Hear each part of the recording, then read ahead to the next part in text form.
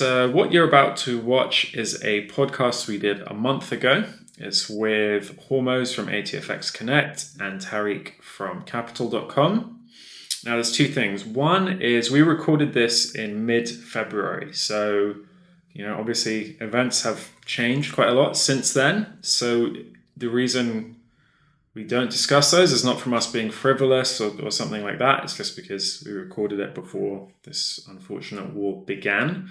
And the second, more mundane point is that I got Hormoz's job title wrong in the introduction and I could not correct it. So Hormoz is Managing Director for Institutional Sales for ATFX Connect in the Middle East and Africa. So keep those two things in mind. It was a great conversation, really fun talking about Dubai, really fun talking about gold trading and some of the other stuff that's happening in the industry in the Middle East. So enjoy.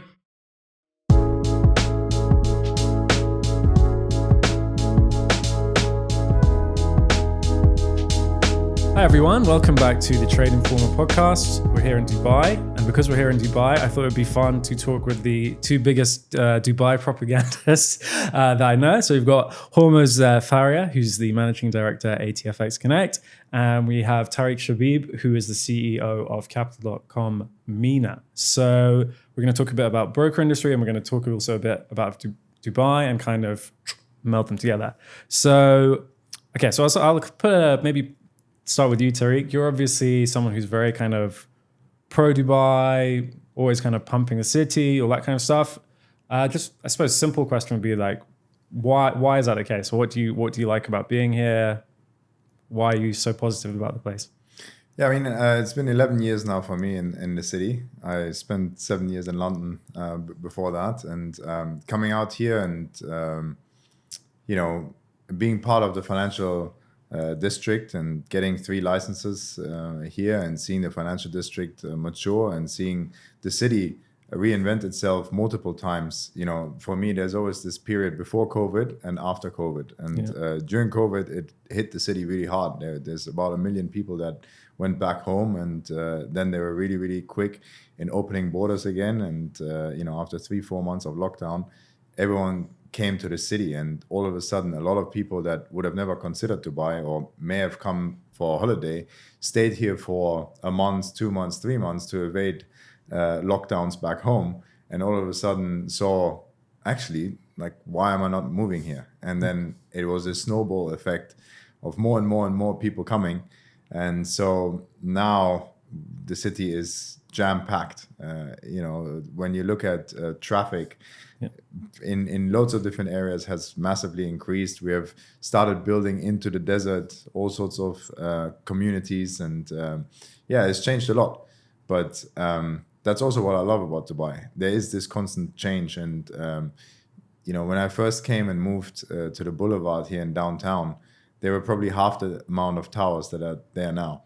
And it's a completely different landscape. So every time you come to Dubai, a year or two pass, it looks completely different. So I like this aspect. And as long as the city keeps being interesting and keeps attracting interesting people, I'll stay. Yeah, nice. And Hormoz, you're also someone who every time I speak to, you'll just be like, you got to come visit, you got to probably move as well. You've also, I think, been here for quite a long time. So again, same question. What do you think is so positive about it? Why do you like it so much?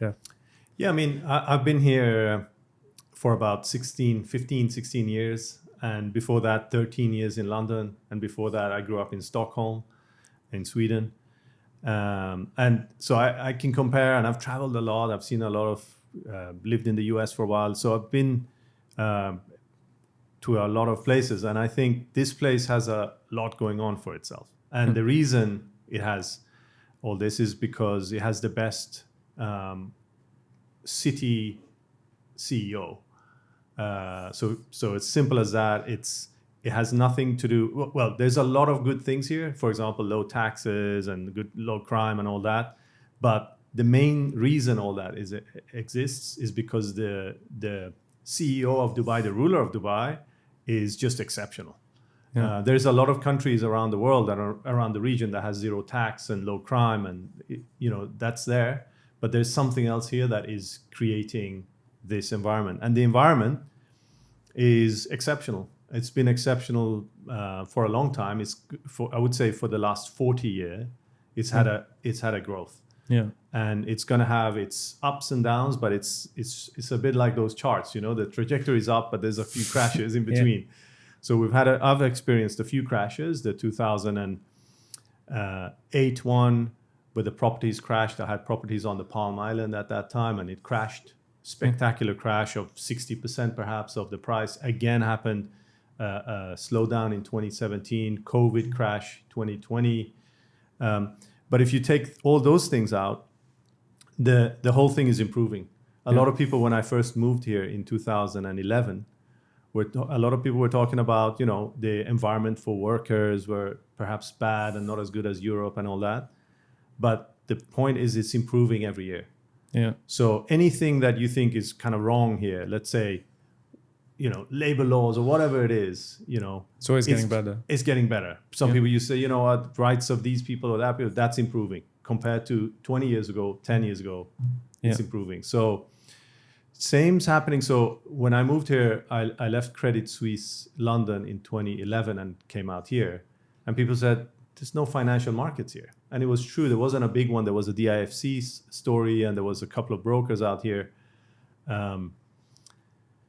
And the point was that it was improving, and they promised that they're going to change the regulation and attract people. And we thought they would attract people, but we never thought, for example, by 2014, 15, that when Cyprus was so huge, hundreds of brokers, we never thought that this place would displace that kind of place, have more brokers than Cyprus, or people from Hong Kong moving out here, etc.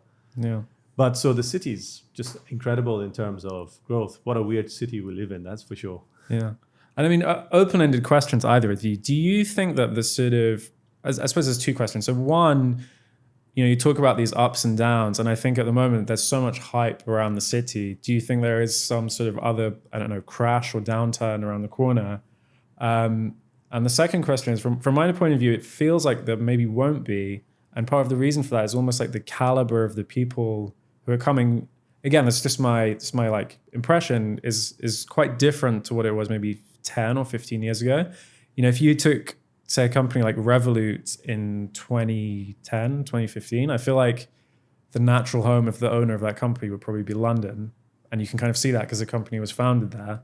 But now the owner of that company has moved here, right? And it feels like more and more people like that are kind of staying here. It's almost taking it to a sort of another level. I mean, do you think that's a fair observation? Do you think that there has been a kind of almost like a tipping point that it can't drop back down from? Yeah, I would say we will have crashes here. We will have another crash. We will have multiple of these. When it comes to crashes, a lot of people are thinking about the property market. Yeah. I think property market can easily go down 20, 30% again, easily. Yeah. And the reason things can happen here is because the market here, there is no sort of political issue with a market correction of properties. Yeah. So if the properties crash by 30%, it's not like there's some kind of, in the UK you have political parties getting involved, and the government will bash each other over who's blaming each other for anything that happens. Yeah. Here we don't have that problem. If the market needs to adjust by 30% in properties, it will. And it's done the other way around. It's gone up by 5 times or whatever. But so we will have crashes. We will have. The big question is, yes, is there more talent here? Yes, huge amount. Look around you. People are moving here, young people. But do you think it's changed? I mean, if compared to when you were first here, do you think the quality of, say, potential employees is better than it was when you first came? Yes. I mean, when I first came out here, 2011, there was very few, FX. I was in FX CFDs all my life, my 26 years of career in FX CFDs. Yeah. And when I came out here, I remember thinking Dubai and Dublin are roughly the same when it comes to, actually Dublin perhaps had a bit more of hedge funds. I remember a few brokers were already established there, had a bit of an edge over Dubai, I would say Dublin. Yeah. So you would go, Dubai or Dublin. Now you can't even compare. So the talent pool, the people moving here, the banks, the regulation. So now people are saying, I heard the other day that it's only London that is bigger than Dubai in terms of gold. Volume, you mean? In terms of like physical and, right. so a lot of things are being, and they're saying that this is about to change as well. So before it was Switzerland was second, maybe London, Switzerland, and then, Dubai, Istanbul. So now Dubai's moved up and people say it might be the number ones very soon. Yeah. So talent's moving here in different segments. Production is happening. It's still a small country. Another country I compare it to is Sweden. My home country of Sweden is roughly 10 million people. Yeah. And this is roughly 10, and it's a bit more now here. So roughly, the UAE GDP is interesting, right? It's smaller than Holland, right? So all the hype of Dubai, you got to compare Dubai, Amsterdam, Holland, the Netherlands is bigger than UAE in terms of GDP. Yeah. And that's a small country in Europe, no? Yeah.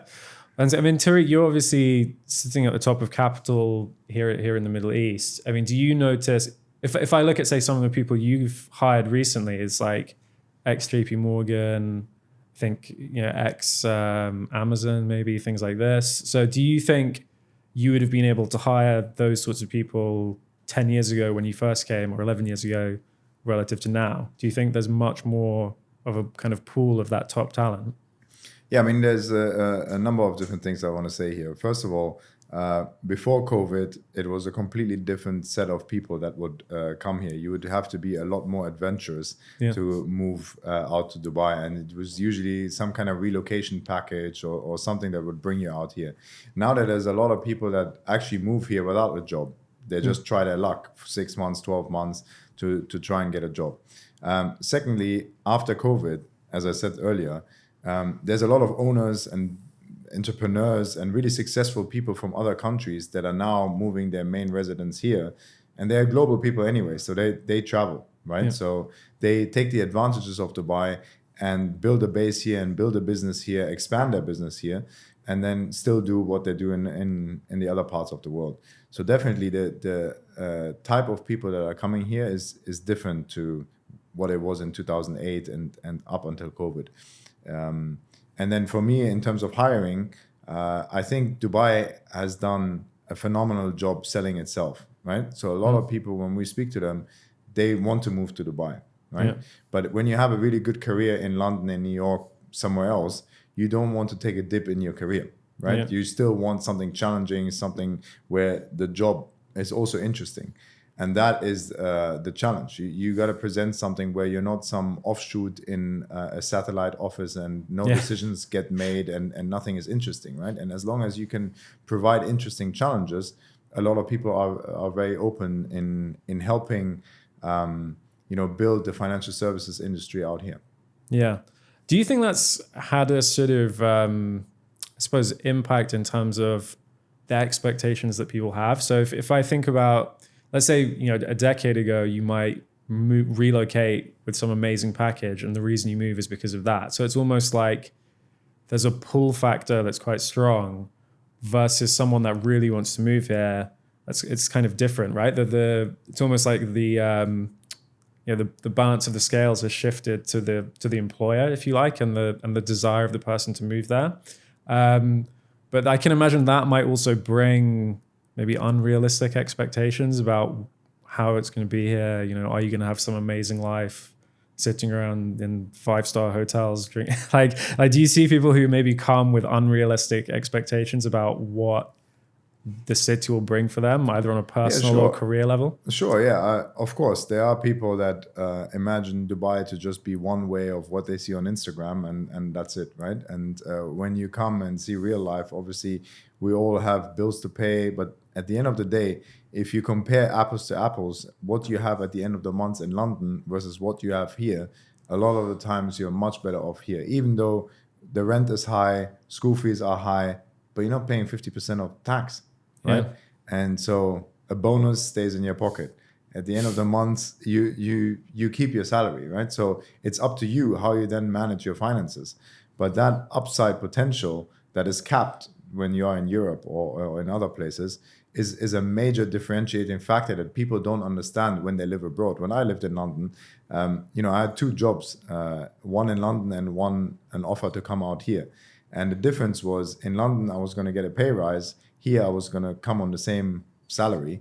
And what I had at the end of the month was so much more here, even though I would have had a pay rise over there, right? So, there's a lot of benefits that people don't necessarily understand before moving, and you just have to experience them first, and then it's really up to the person to manage their finances properly. But yes, there are people that come with and also times have changed, because Dubai is now able to attract a lot more talent. They don't have to do what you may see in Saudi at the moment, where there's still packages available that are not available here. The premium to move out to Saudi. Exactly. We used to have it for Dubai and Abu Dhabi, but you're right, it's going down. And like Tarik said, I think the point of the budget thing is very interesting. What he was saying about how you compare your income here and in London and Europe, etc., is very interesting, because it's actually different types of budgets. So you come in here, like you were saying, you have more disposable income, but then you don't have the pension, you don't have this, you don't have that, the insurance. So it's different. So people sometimes come here and you will have more disposable income if you have a job here. But then you won't have some of the what luxuries, might be luxury or securities. I don't know if luxury is the right word. I don't know. Is NHS a luxury? But like NHS, like, I don't know, the healthcare, some kind of safety net, you can say. Safety net that is like, let's say, schools, nothing's free. Nothing's free here. So that's very difficult to budget in, right? And Tarik was saying, you have more money, but now you can do your budget. But do you feel like that? So that was actually my next question, right? Which is, do you think that actually attracts and creates a sort of more entrepreneurial spirit, if you like? I mean, the thing, I remember I came here, the last time I was here was end of 2024. And I remember coming to your office and just the feeling of stuff is happening, people are upbeat, people are positive, felt a lot more pronounced, where if I compare it going to London, where everyone is just so negative at the moment, maybe too negative, but just in general, there's no real kind of optimistic feeling or feeling of sort of dynamism. And I do wonder if part of that, right, is this almost more kind of libertarian, if you like, setup, right, where your destiny is kind of in your hands in the way that you described, where there's no real safety net. And also you have, I correct me if I'm wrong, right, but I think you have if you lose your visa, right, you basically have to leave the country within a set period of time, something like that. That's right. If you lose your job here, you have to leave the country. You're here to work. And there are ways around it where you set up your own company or other things. But the foundation of it is you're here, you have a job. And that is the reason why there's low crime or no crime here, is because there is no unemployment really. Tarik was mentioning people come here to look for a job. That's still happening, but still, it's not that easy to be out here for a couple of years without a job, So you can find a job here, but you can't be unemployed. If I lose my job, in theory, you have 60 days or whatever, 30, 60 days to get out of here. And we know that unemployment can drive crime, right? There's a few aspects, right? Unemployment, maybe some drugs and alcohol and stuff that can drive crime. And those ingredients are not here. So crime is that's the reason. And the unemployment is very interesting. So I don't know officially what the unemployment rate in Dubai is, but I would say it's got to be close to zero. I mean, do you think that's a factor, right? Just in terms of the sort of positivity and the sort of, again, I don't want to be like over-egg it, because I think there is quite a lot of sort of hype again around Dubai. But genuinely, if you're here and you just talk to people, they seem much more positive, right? You have to remember, everyone that came here left their home country, right? So by default, you're a risk taker. You don't just do what everyone in your family has done and go to a job, go on a tube, live your life, which is fine. This is also fine. But the people that come here are people that generally want to improve their situation in life. And that's across all income classes. That is not just, in financial services or whoever comes here, whether it's an entrepreneur, someone that's employed, someone that doesn't make much money, they all come out here wanting to improve their life, right? So naturally, they have a different mindset. And then at the same time, from the top, there's only one way. Yes, there may be a crash somewhere, but they're always working on improving Dubai. And, you know, going back to the traffic, there's so many people that get hung up on the traffic, right? Dubai looks at the traffic, and there may be an issue for a while, and then they just widen the roads.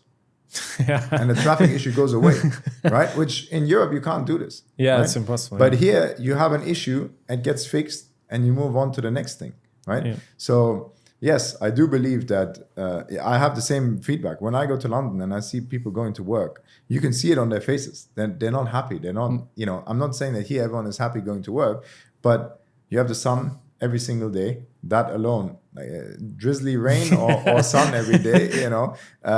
Then you have a business climate that is supportive and wants you to push. And then, you know, what you have at the end of the month is another motivating factor. Yeah. Do you think there's been any negative effects? I mean, you talked about this split in your mind between pre and post COVID. Mm-hmm. And if you talk about, say, the post COVID as sort of a boom time and lots of people moving here, beyond just let's say the traffic getting worse, do you feel like there's been any kind of negatives to that? Have any things got worse? I don't know. Is any bad consequences to it, or has it just been a net positive? I mean, to me, I don't look at the negatives. I look at the positives. You know, so for me, you know, increased traffic just means that I go at a different time or I take a different route. Like you can always find a solution. You can focus on being negative and highlighting the negatives, or just looking at the positives. I don't live my life in that way. So yeah, that's interesting. Yeah, I mean, because I think if you ask people in Dubai about negatives, you'll have this statistical, like Tarik was saying, that people are inherently risk takers and slightly more positive as they are here. Yeah. So therefore, they'll have less answers for you when it comes to, hey, what are the negatives do you not here? like about it? Yeah. They'll be like, I don't know, I don't think of the negatives much. I'm the same. I don't think of the negatives much. There must be negatives, but we probably just block think, you know what? Yeah, if it's the traffic, it'll get sorted within 6 months, 9 months. At some stage, someone's looking into even real estate. You know, everyone is saying, "Oh, real estate became really, really expensive," right? Yeah. Yeah, and now a lot of new projects are being released, and real estate prices will come down again.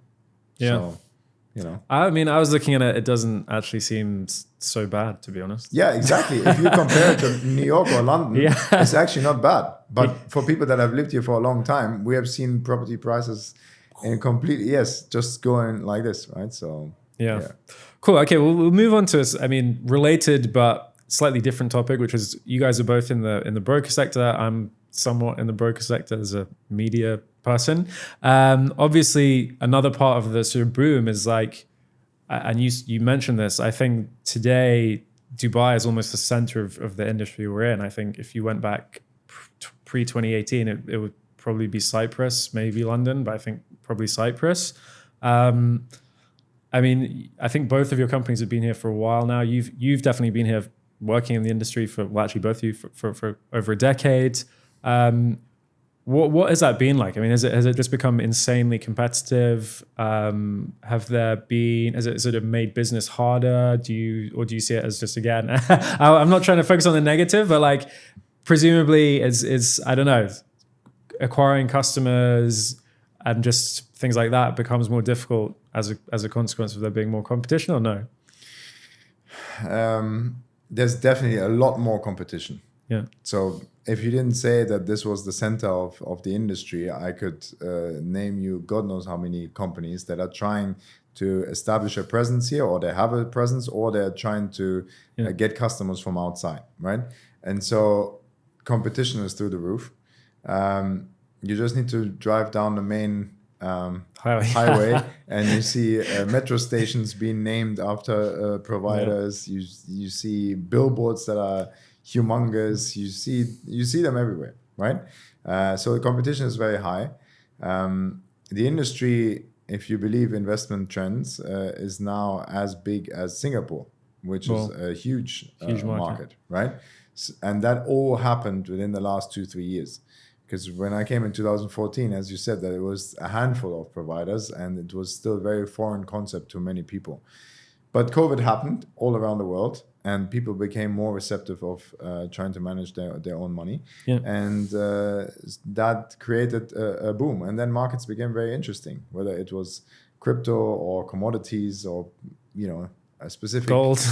gold or Tesla, Nvidia. There's so many different stories in the market, right? So it's this wave that we're riding as an industry. Yeah.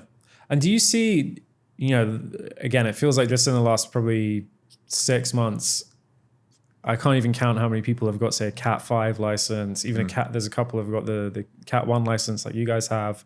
Do you think there's actually, like, something I always find interesting is whether there's a genuine cultural difference in each country that you sort of need to cater to, or given that, the product is basically the same in each place, right? Do you think that, or do you look at, say, new market entrants and you go immediately like, that's just not going to work what they're doing because they're not adjusting to some sort of local trend or nuance or things like that? Or is that not really a phenomenon? Or you don't want to give away your marketing secrets? I have very strong views here. I was in this industry in London, and it's a very, very different ball game than when you come out here. So when an international player tries to set up shop here, and they don't hire the right kind of team, they will fail. And you can see this by some of the big names that have set up here, and have thrown marketing out the window, and there isn't really great returns, right? So you really need to understand, how do the people here think, and how do they want to be treated? How should you talk to them? How should you look after them? Because the service here that is required is much higher than in other kind of places, and it's not just over the phone, it's not just WhatsApp, it's in person, and there's loads and loads of different things that can make someone very successful here or fail. And a number of brokers have come here, have changed teams 2-3 times, and it's just very difficult to work out. And for people that have been here for a long time, at some point it clicks and you understand. And even when that happens, the market continues changing. You have to continue adapting, because here the market changes so fast and so many new players come in that you really got a lot on your plate. Yeah. Do you have any? Yeah. So for ATFX Connect, which is the institutional arm of ATFX, it's been an amazing journey, of course, Dubai, because for us, we provide services to institutional clients, right? So we don't go after the individual retail. We have an ATFX arm which does that, but ATFX Connect does provide services to banks, brokers, etc., non-individuals. Yeah. And of course, Dubai is an amazing place to be. If you're going to have a lot more Cat 5, Cat 1 licenses in Dubai, it's a great place to be. All it means in that sense is that less trips out to Cyprus and more trips to Business Bay, right? So it's, it doesn't change that much, but it means less traveling in that sense. They're here instead of being in Cyprus and in other places. Yeah. If everyone suddenly moves to, I don't know, Kazakhstan or Azerbaijan or something, that'll be the business trip for us, So we're covering the clients wherever they are, but there happen to be more of them here now. And that's the last few years. It's a regulatory thing where they opened up a license.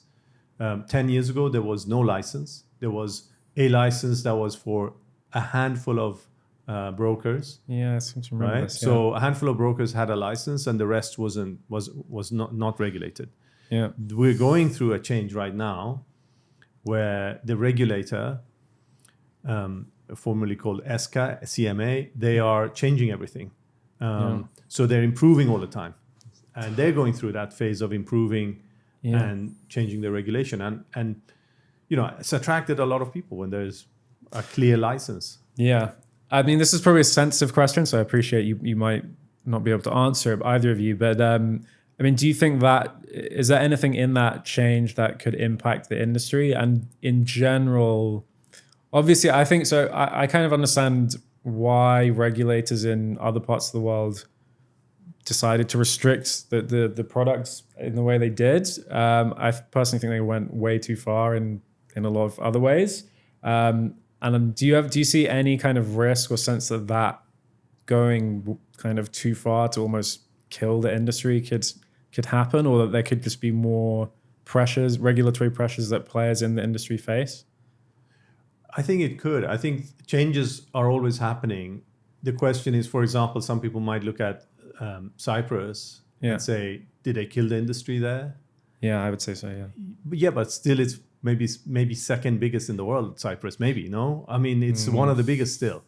So depends what you mean by killing it. They might have felt, the Cypriot regulator might have felt, you know what, we fine-tuned it. It's less than it was 10 years ago, but we have more control over the number of brokers there. And it's not a small jurisdiction, Cyprus.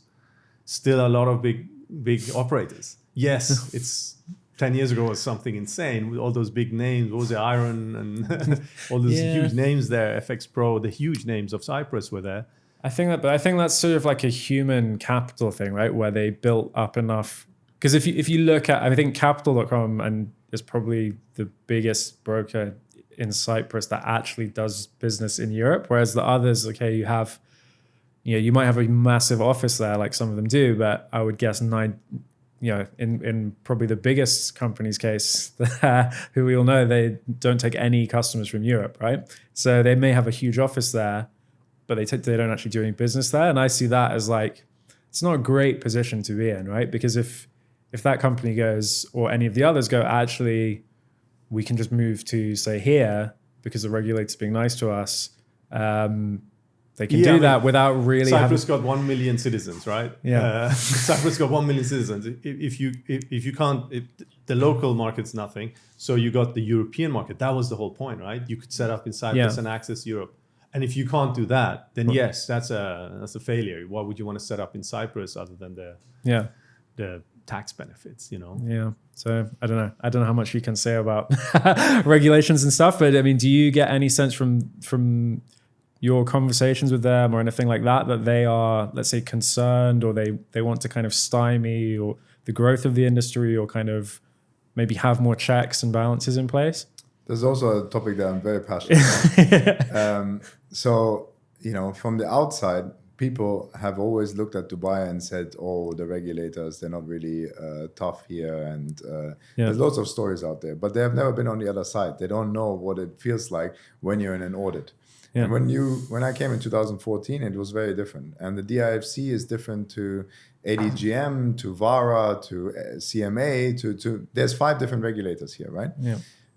But I can tell you, since Dubai has moved or was on the FATF grey list and has been removed, they're doing absolutely everything to protect their image to the outside world. Yeah. So our audits have become FCA standard and harsher than that. Yeah. So the regulators here are very, very tough now. There's no more, these stories from the past of where people operate without a license. ESCA back in the last kind of 2 years when they were still called ESCA, they were finding lots of companies and didn't renew their business license, and now they can't operate here anymore, right? Or they would have to get a real license. So I can assure you that business here has gotten much tougher, not just because of the competition, but because the regulation is also, much stronger now. And amongst the different regulators, they really want to align and come out with the same kind of regulation, right? So, there's consultations all the time that help improve the regulatory framework, and it will continue. Just like we said earlier, we have a progressive leadership team, and that trickles down into every government institution. And yes, they have a business mandate to bring in more financial services firms, right? That's why the turnaround time of applications also is quick, right? And the reply from regulator is quick, but bringing that business here is not coming at any cost. They will protect the reputation of the country. So, AML, KYC, they're very high on the agenda at the moment, and they're very, very strict. Yeah. Okay, it's a slightly different topic, but my impression is that the last few months, and definitely the last couple of weeks, is maybe the craziest period for a lot of people in their entire career for in this industry. Is that, again, open-ended question, but has it been like that for you, or was it just kind of business? I feel like it can't have been business as usual, right? I mean, you look at this. If you have been in this industry for a while, you see these kind of things happen all the time. Financial crisis, Swiss franc, Brexit. But how does it compare to? Do you think it's surpassed those in terms of? I mean, madness? I think here in this region, commodities is something that is traded much more frequently than in other kind of parts of the world, where maybe equities or FX is much more interesting, right? So every broker here has an exposure to gold, has an exposure to natural gas, to oil, to silver, to all of these, right? And so it has been a very volatile period. I mean, when gold doubles in a year and then falls off the cliff and then recovers again, all in very similar crypto fashion, and it's not a small coin or something, then yes, it has stress tested, I think, the whole industry. And how you run your business has really come out in these moments. And so, hedging is very important in this industry. And the people that don't hedge, it's tough, so... Yes, it has been, in terms of, how was January from a trading volume perspective, through the roof, right? Which is great. Just people need to make sure that they also hedge themselves. And what about you? How do you think it compares to prior? Well, I'm very old. So I remember early in my career, September 11th. 2001. That was an event. Yeah. That was crazy. That was a security event as well, where you had to shut down offices, go home, all that. So it was a little bit more like COVID. Yeah. But directly hitting the financial markets physically, two of the main towers of the financial industry were down. So that was an incredible kind of stressful on so many levels, markets and personal and stuff. And then you had the 2008 Lehman Brothers crash that, in my opinion, was bigger than what we had last week. Yeah.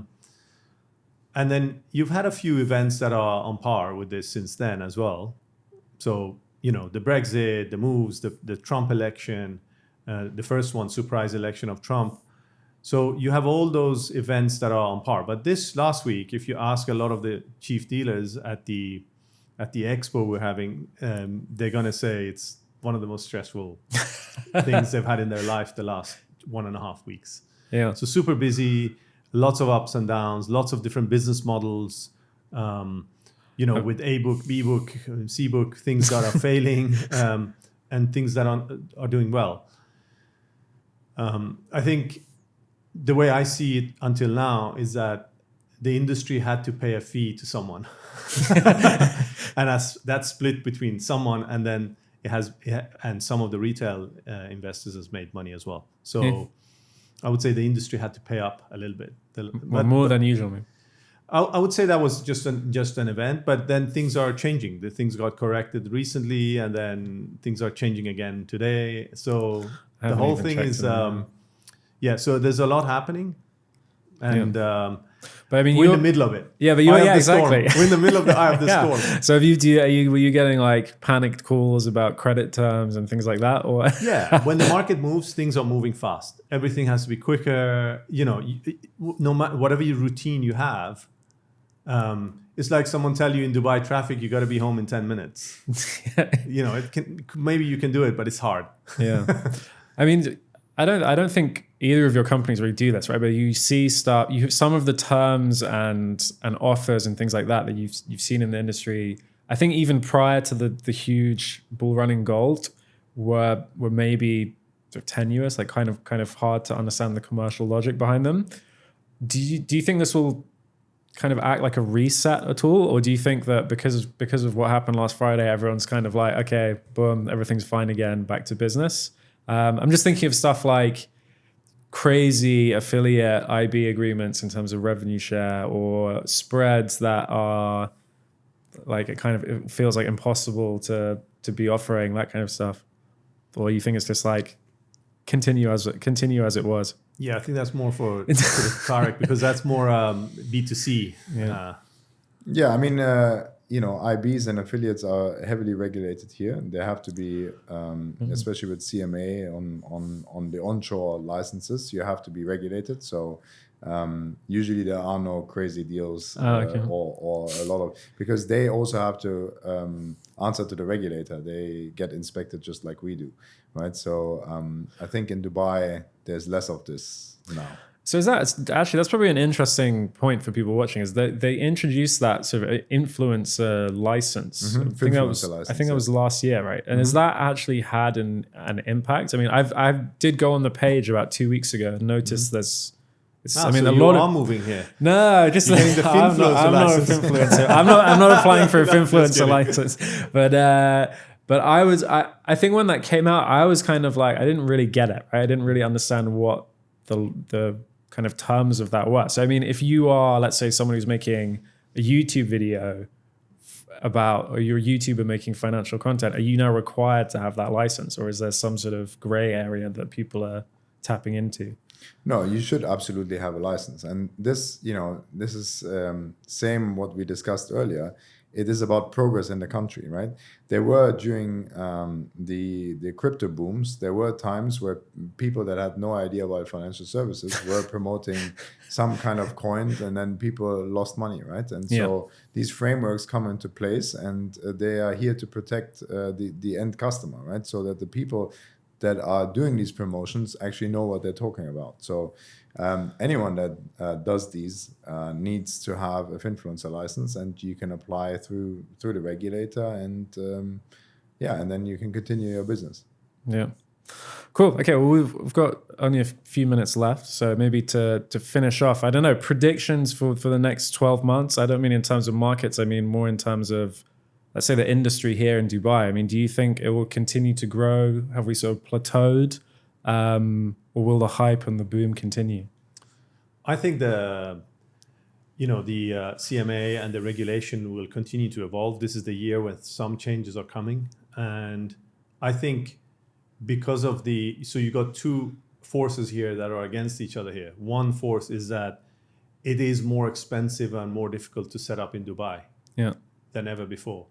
But it's an extremely positive place to be, and people want to be here. Entrepreneurs want to come in here. So you got those two different things. And I know you're probably battling that yourself, right? There's so many positives here, but then there's the negatives of, the requirements of setting up here. So that's what we're going to have the next 12 months, the battle between the positives and negatives in terms of cost structures and versus. And in my opinion, you as a country and as a company as well, sometimes you have to look at who's the least bad. So maybe everything isn't perfect here, but if you're the least bad out of all the major centers, you'll attract a lot of people. You might not be the best, but you're the least bad, and that makes you attract a lot of money. Yeah, basically fine. That's the. Yeah. So there's this guy on Twitter who I follow who always says, like, if your country is basically fine, you've actually done an amazing job. So I don't know. Tarik, do you have any kind of final thoughts in the same way?